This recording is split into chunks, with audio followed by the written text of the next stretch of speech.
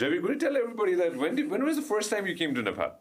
You know, it's a really. I'm embarrassed to some extent, but one, I'm a great lover of Nepal, right? I've had some very interesting connections because my grandparents used to be very avid climbers.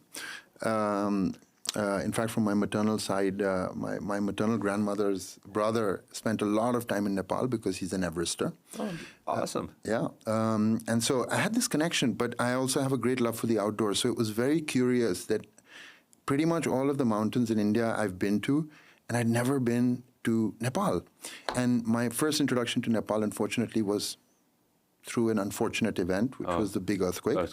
And I arrived here maybe 3 days after the earthquake happened. And then, of course, did work in Nepal on the humanitarian response side for 3 years after that, right? So, I mean, in those first 24 months of post the earthquake, I must have been in Nepal about 20 times. So I was here pretty much every month, right? So yeah, I mean, it's been what, 7, 8 years? When was 2015? 15. So it's been 8 years since the first time I came, and since then, I mean, there isn't a year that I've missed. So I've come here, done lots of work with the private sector here, had the opportunity to engage with some of the political leaders as well, but on subjects around, you know, the humanitarian development space, because that's what's very close to my heart and where I believe that the private sector has a very large role to play and has not played the role that it should responsibly play. And you know, Nepal is a very easy place to fall in love with, and it's not just a place, because the place is made by the people.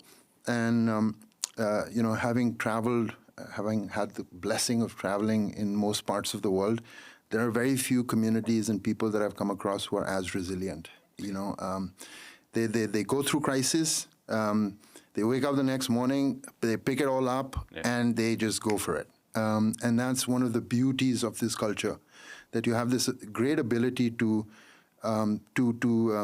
take on adversity, like, you know, head on. And it's not recognized that much, you know, especially when you live it every day. You don't sit back sometimes and think about it. No. but it is an amazing, amazing, amazing quality, and one that endears people, I think, to this part of the world. First of all, I'd like to go ahead and say thank you so much. And this is home. And I hope you call it home forever.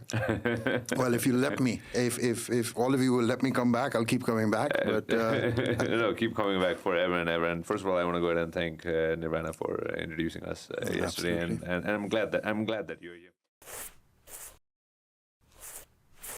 Thank you very much for watching us on YouTube. Make sure that you also listen to us on Spotify.